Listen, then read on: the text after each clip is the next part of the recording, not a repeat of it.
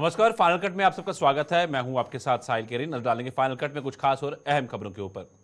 भाजपा नेता मुश्ताक बुखारी को उनके पैतृक गांव में सुपुर्द खाक किया गया। बड़ी संख्या में उनके समर्थक और स्थानीय लोग उनके नमाज जनाजे में शामिल हुए और नम आंखों को दिवंगत नेता को अंतिम विदाई दी गई। मुश्ताक बुखारी की आखिरी रसूमात में भाजपा के प्रदेश अध्यक्ष रविंद्र रैना सहित अन्य गणमान्य लोग भी मौजूद थे। इनके समर्थकों के मुताबिक पहाड़ी समुदाय को उनके अधिकार दिलवाने में सैयद मुश्ताक बुखारी की अहम भूमिका रही है। उन्होंने कहा कि पहाड़ी मूवमेंट का वो हिस्सा रहे और उनके प्रयासों के चलते आज पहाड़ी समुदाय को एसटी का दर्जा हासिल हुआ।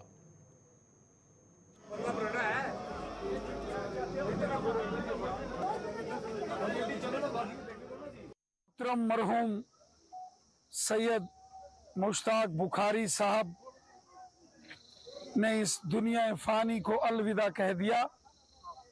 मोहतरम सैयद मुश्ताक बुखारी साहब एक बहुत बड़े सियासी कद्दावर शख्सियत के मालिक थे, जिन्होंने पूरी ज़िंदगी गरीबों, ज़ईफ़ों, मस्कीनों, यतीमों और बेसहारा लोगों की खिदमत में पूरी ज़िंदगी गुजर बसर की।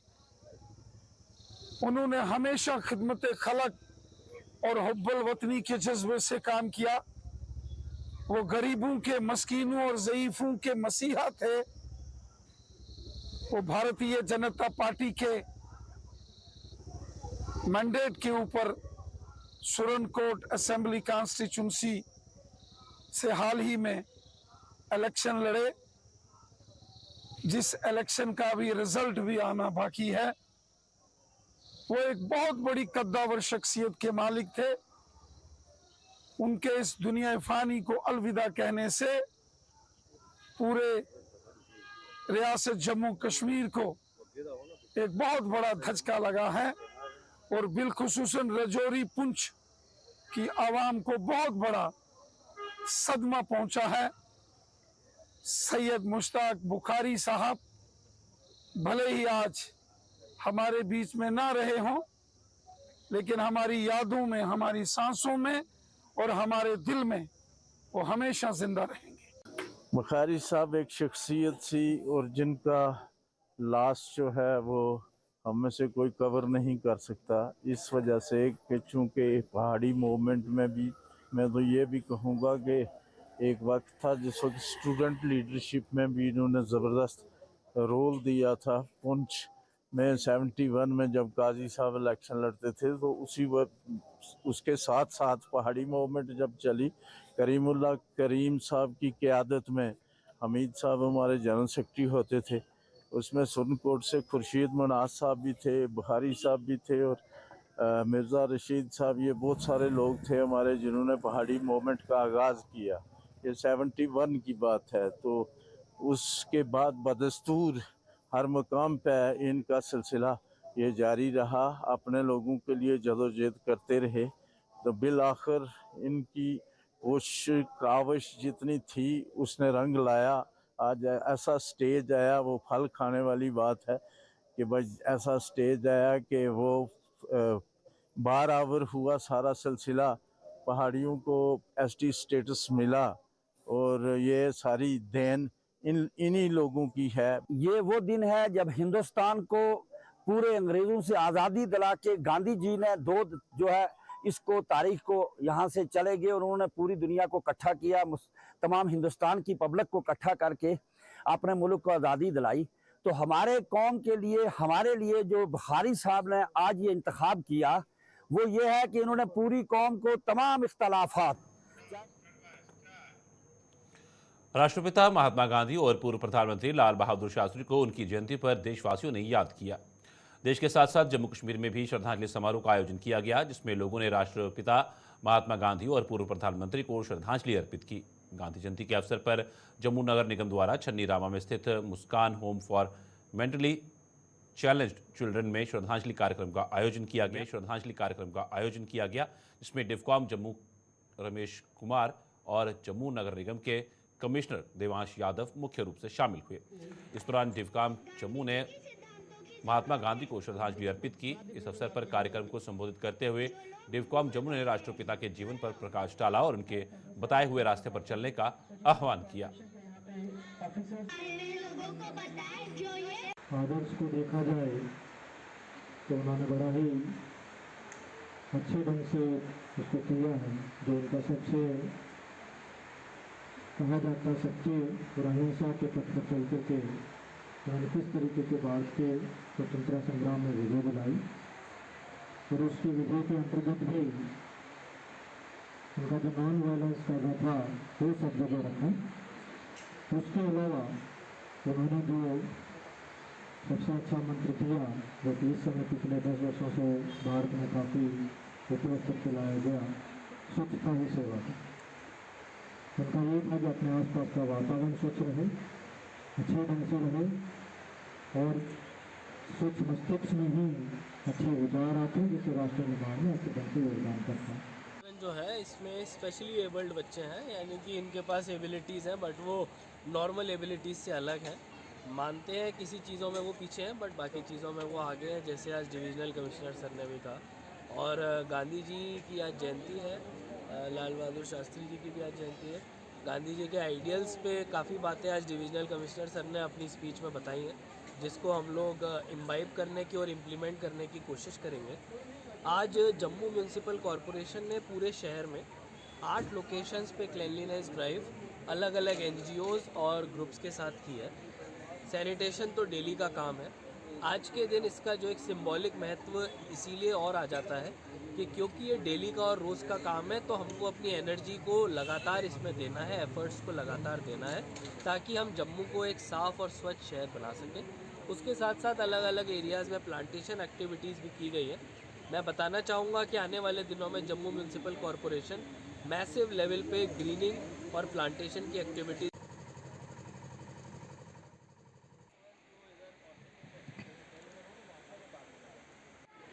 रेवेन्यू एनफोर्समेंट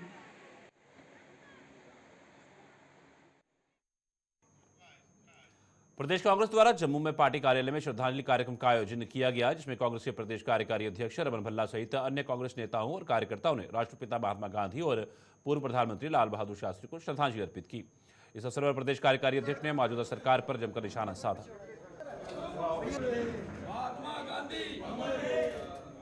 महात्मा गांधी जी को आज की बरसी पे श्रद्धा के सुमन अर्पित करने के लिए कांग्रेस के कार्यकर्ता आज यहाँ पे इकट्ठा हुए हैं और वहीं पे शास्त्री जी की जयंती को मनाने के लिए भी दूसरे प्रधानमंत्री के तौर पे उन्होंने जो भूमिका यहाँ पे निभाई है उनको भी याद करते हुए उनको श्रद्धा के सुमन अर्पित करते हैं।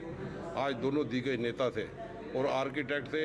मॉडर्न इंडिया को बनाने में भी इनका योगदान यहाँ पे रहा।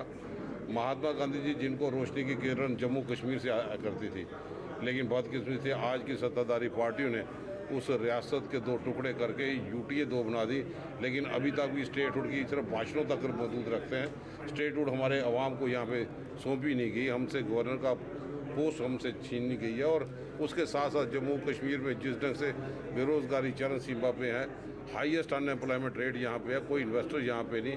और आज भी मैं समझता हूँ जो महात्मा गांधी जी की सोच थी कि हर तबके को साथ में लेके चलना। महात्मा गांधी अमर रहे, लाल बहादुर शास्त्री अमर रहे, लाल बहादुर शास्त्री अमर रहे, लाल हिंदुस्तान नेशनल कांग्रेस जिंदाबाद, इंडियन नेशनल कांग्रेस।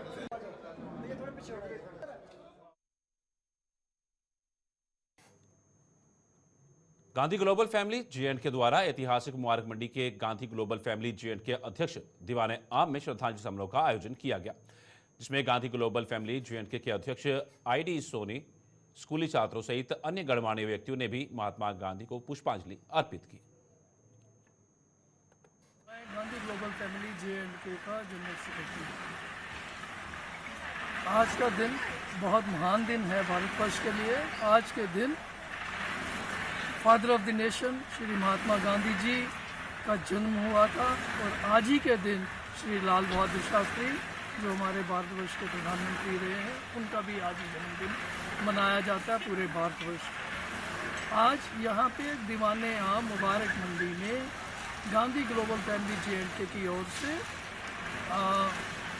एक प्रोग्राम का आयोजन किया गया, जिसमें श्री महात्मा गांधी जी को श्रद्धा सुमन अर्पित किए गए। अलग अलग स्कूलों के आए हुए बच्चे और टीचर। रियासी में कांग्रेस के कार्यालय में राष्ट्रपिता महात्मा गांधी और पूर्व प्रधानमंत्री स्वर्गीय लाल बहादुर शास्त्री को उनके जन्मदिवस पर याद किया गया। उनको याद करते हुए उनकी तस्वीर पर फूल चढ़ाकर श्रद्धांजलि दी गई। कांग्रेस समर्थकों ने बताया कि राष्ट्रपिता महात्मा गांधी ने हमेशा अहिंसा के खिलाफ काम किया है और हर वर्ग के लोगों को, हर धर्म के लोगों को एक बराबर समझकर देश को आगे बढ़ाया। उन्होंने देश को आज़ादी दिलाने के लिए अहम भूमिका निभाई है और गरीबों के हक के लिए अंग्रेजों से लड़ाई लड़ी है। सबसे पहले तो जितने आपके चैनल के माध्यम से हमें सुनेंगे, देखेंगे, सबको आज हमारी तरफ से नमस्कार, सलाम और जय माता की। और आज का दिन बहुत बड़ा दिन है, खासकर डेमोक्रेसी, लोक राज के लिए, क्योंकि बड़ी कंट्रीब्यूशन है हमारे महात्मा और पिता का दर्जा पूरी दुनिया ने इनको दिया है। और ये राष्ट्रपिता कहते हैं इनको, इसलिए कहते हैं कि इन्होंने प्यार की बात की, भाईचारे की बात की और लोगों की सुविधा की बात की। इन्होंने किसी मजहब की बात नहीं की, इन्होंने कोई लाका प्रस्ती ये एक पूरी दुनिया इनको राष्ट्रपिता कहती है। और इन्होंने लोक राज, डेमोक्रेसी, इंसानियत की बात। बिजनौर में भी ग्रामीण हस्तकला वेलफेयर द्वारा श्रद्धांजलि कार्यक्रम का आयोजन किया गया, जिसमें संस्था के सदस्यों ने राष्ट्रपिता महात्मा गांधी को श्रद्धांजलि अर्पित की। इस दौरान राष्ट्रपिता द्वारा बताए गए रास्ते पर चलने का आह्वान किया गया।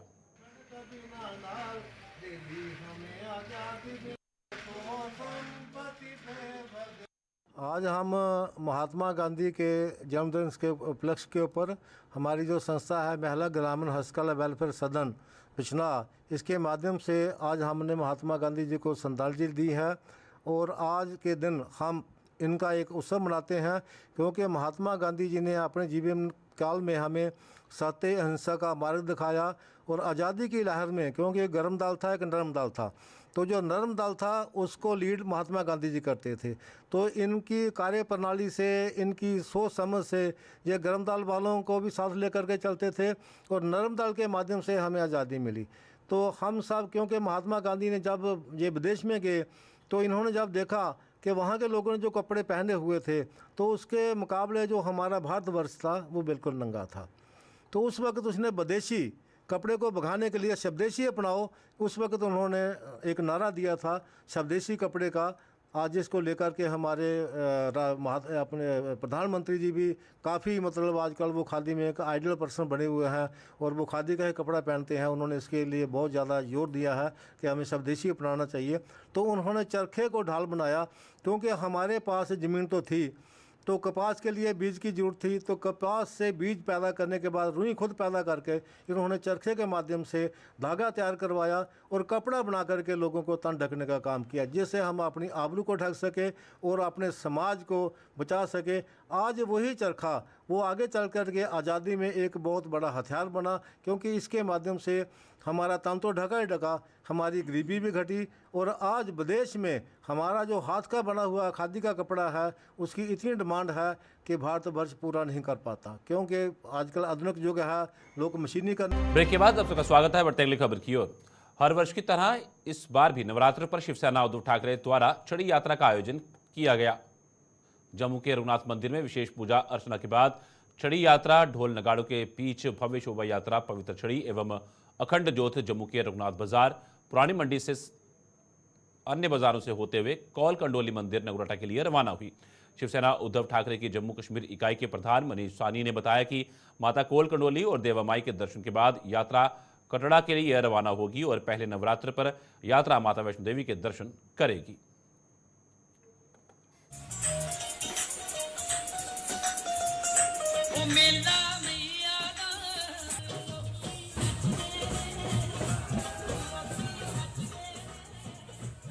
दी तमाम भक्तों को कल पावन नवरात्रे शुरू हो रहे हैं। नवरात्रों की हार्दिक शुभकामनाएं और बधाई। हर साल की तरह इस साल भी जो है शिवसेना जम्मू कश्मीर इकाई अपनी पवित्र छड़ी यात्रा श्री माता वैष्णो देवी के दरबार की तरफ हम निकल रहे हैं। आज हम यहां पर प्रसिद्ध जम्मू के श्री रघुनाथ जी मंदिर के अंदर छड़ी पूजन किया गया, अखंड ज्योत जो है प्रज्वल की गई है और आज यहां से हम शोभा यात्रा के रूप में जम्मू के मुख्य बाजारों से होते हुए पहला दर्शन कौल कंडोली पहुंचेंगे। यहाँ पर माता के जो है आशीर्वाद आशीर्वाद प्राप्त किया जाएगा। उसके बाद दूसरा दर्शन देवा माई में माँ का आशीर्वाद लिया जाएगा और फिर तमाम भगत जो है धर्मनगरी कटरा की तरफ प्रस्थान करेंगे। यहाँ से आगे की यात्रा जो है वो शुरू की जाएगी और पहले शुभ नवरात्रे पर 3 तारीख को कल पहला शुभ नवरात्रा है। माँ के दरबार के अंदर पवित्र गुफा। जम्मू सेंट्रल महाजन सभा द्वारा लाला हंसराज महाजन की 168वीं जयंती पर कार्यक्रम का आयोजन किया गया, जिसमें सभा के अध्यक्ष रमेश चंद्र गुप्ता सहित अन्य सदस्यों द्वारा उनकी प्रतिमा पर फूल मालाएं भेंटकर उन्हें श्रद्धांजलि अर्पित की गई।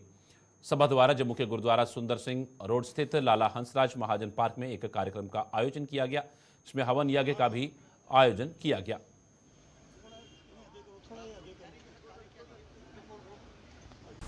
आज के इस दिन पर जब लाला हंसराज जी की 168वीं जयंती हम मना रहे हैं, 18वीं सदी के अंदर पैदा हुए उस महान विभूति को याद कर रहे हैं, जिसने समाज की बुराइयों को दूर करने के लिए एक जो है बीड़ा उठाया। सारे देश के अंदर घूम करके जब गांधी जी का एक दौर चल रहा था, उस दौर के अंदर उन्होंने सबसे मिल करके हमारी बुराइयों को दूर करने के लिए एक बीड़ा उठाया। उस बीड़े को हमारे समाज ने आगे अपने कंधों पर उठा करके आज तक जो है वो चल रहे हैं। जिला सांबा के खाड़ा मडना परमंडल रोड निवासी 7 महीने की बच्ची की मौत को लेकर पति पत्नी आमने सामने आ गए हैं। बच्ची के पिता ने बच्ची की संदिग्ध परिस्थितियों में हुई मौत को लेकर पत्नी पर ही सवाल उठाए हैं। वहीं बच्ची की मां के मुताबिक बच्ची अचानक बीमार हो गई थी और उसे इलाज के लिए जम्मू के SMGS अस्पताल में भर्ती किया गया था, जहां इलाज के द्वारा उसकी मौत हो गई। बच्ची के पिता का आरोप है मुर्दा हालत में बच्ची को अस्पताल पहुंचाया गया था। बच्ची के पिता ने बच्ची की मौत की जांच की बात कही है। तो इसकी सिस्टर बोल रही है कि सुबह मेरे को छोड़ने की और कुछ नहीं, कल मेरे को कॉल आती है, मतलब यहाँ से मेरे मतलब वाइफ के घर से उसके जीजू कॉल करते हैं 11 बजे की, लड़की इमरजेंसी में है, तो लड़की का एडमिट है यहाँ पे। अब 7 महीने की लड़की जी सर, शालामार में एडमिट है। आधे घंटे के बाद कॉल करते हैं कि लड़की की डेथ हो गई है जी सर। तो उधर से इनके घर वाले बोल रहे हैं कि इसके पापा बोल रहे हैं लड़की के कि लड़की जो है वो 2 दिन से दूध छोड़ा हुआ था उसने। तो इसकी सिस्टर बोल रही है कि सुबह मेरे को छोड़ने गई थी ये मेरे घर पे, तो हमने वोट डाले। तो उसके बाद बोल रहे हैं कि जब मैं घर पे गई तो लड़की को आगे से उसकी डेथ हुई थी घर पे ही जी। तो एक अचानक से ऐसे बच्चे की डेथ कैसे हो सकती है? जी सर, हमें भी उसका तभी हम उसका करवा रहे हैं क्योंकि हमें भी सबूत चाहिए, कैसे अचानक से ऐसे बच्चे की डेथ कैसे हो सकती है? बच्ची हॉस्पिटल में थी जी सर, शालामार हॉस्पिटल में थी। डॉक्टर ने भी बोला कि जैसे लड़की यहाँ पे पहुँची तो उसकी डेथ पहले से हो गई थी। पत्नी क्या बोल रही है? पत्नी बोल रही है कि उसकी मतलब नेचुरल डेथ है, लेकिन नेचुरल डेथ हो उसका कोई रीज़न तो होना चाहिए ना जी। बच्चे की वो बोल रही है कि चेस्ट खराब से एकदम से बच्चे की डेथ कैसे हो सकती है? अगर एक छोटे बच्चे की हार्ट बीट बड़े बंदे से ज़्यादा होती है, एकदम से हार्ट अटैक नहीं आ सकता बच्चे को, तो वो कैसे डेथ हुई उसकी? या एक्सीडेंटली कुछ भी हो सकता है, या तो ये बता दे पहले से कि क्या हुआ है, तो चलो हम पोस्टमार्टम नहीं करवाएंगे, लेकिन ये चीज़ बता ही नहीं रहे हैं उसका सच क्या है। इन्होंने सर ये बोला कि लड़की बीमार थी तो उसकी डेथ हो गई। अचानक से कैसे डेथ हो सकती है लड़की की?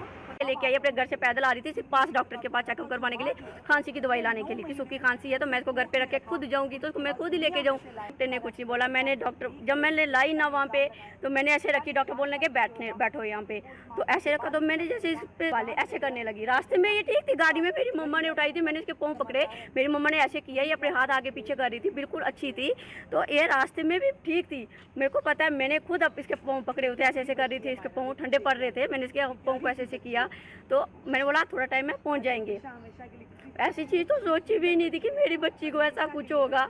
तो वहाँ पे जब मैं पहुंची, डॉक्टर ने बोला चुन्नी पीछे करो, देखे वो ऐसे करने लगे। इसलिए जब ऐसे के डॉक्टर घबराने लगे कि इसको वहाँ पे लौटाओ, जब वो मेरे में होश नहीं रही तो मेरे वहाँ से डॉक्टर ने खुद उठाई, वहाँ पे रखी, ट्रीटमेंट करने लगे। बाद में मैंने डॉक्टर को पूछा क्या हुआ, उसने बोला बच्ची बहुत ज़्यादा बीमार होगी। वो डॉक्टर मुझे बोलने लगे क्या हो गया इस बच्ची को, मुझे पूछने लगे। मैंने बताया ऐसे ऐसे, उसको कुछ भी नहीं था, बस इसने दांत रखे हुए थे। उसने बोला ये बच्ची सांस रोक की है इसने।